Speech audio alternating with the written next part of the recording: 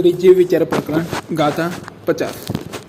તા સંપયી સંપત્તે મણુવત્તે દુલ્લહે વિસંમત્તે સિરી સંતિ સુરી સિઠ્ઠે કરેહ ભો ઉજ્જમમ ધમ્મે.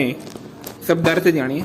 તા એટલે કે તેથી, સંપયી એટલે કે હવે, દુલ્લહેવી એટલે કે દુર્લભ છતાં પણ, મણુવત્તે એટલે કે મનુષ્યપણું, સંમત્તે સમ્યક્ત્વ, સંપત્તે મળે છતાં, મળે છે તો, શ્રી સંતિ સુરી સિઠ્ઠે શ્રી શાંતિ સુરી શિસ્ત.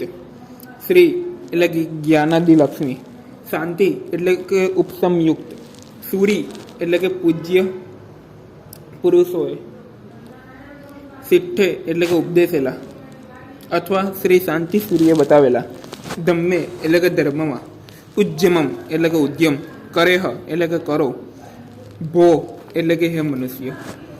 ગાથાર્થ જાણીએ.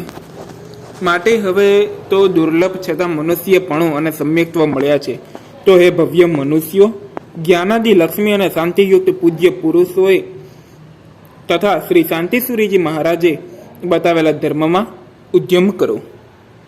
વિશેષમાં કહીએ તો માટી, પાણી વગેરે એકેન્દ્રિયપણામાંથી માંડીને વિકલેન્દ્રિયો, પંચેન્દ્રિયો, તિર્યંચો અને દેવનારક સુધી જીવો ઉત્પન્ન થાય છે, છતાં મનુષ્યપણું કોઈકને જ મળે છે. મનુષ્યપણું મળવા છતાં અજ્ઞાન, મિથ્યાત્વ વગેરે હોવાથી ધર્મ સમજી શકાયા નહીં. તેથી સંકેત પામવું તો ઘણું દુર્લભ થાય છે, છતાં તે મળ્યું તો પછી ધર્મ શા માટે ન કરવો? માટે ધર્મની ભૂમિકા રૂપ સમ્યક્ત્વ મળ્યા પછી ધર્મો કરવો જ જોઈએ, પછી પ્રમાદ કરવાની જરૂર નથી. સમજવા માટે સમ્યક્ત્વના જુદી જુદી અપેક્ષાએ અર્થ થાય છે. શુદ્ધ દેવ, શુદ્ધ ગુરુ, શુદ્ધ ધર્મની શ્રદ્ધા તે સમ્યક્ત્વ.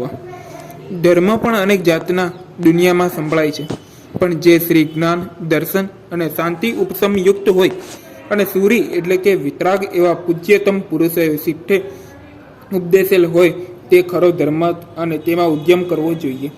આ ગ્રંથના કર્તા શ્રી શાંતિસુરીશ્વરજી મહારાજ છે એમ ગર્ભિત રીતે કર્તાએ પોતાનું નામ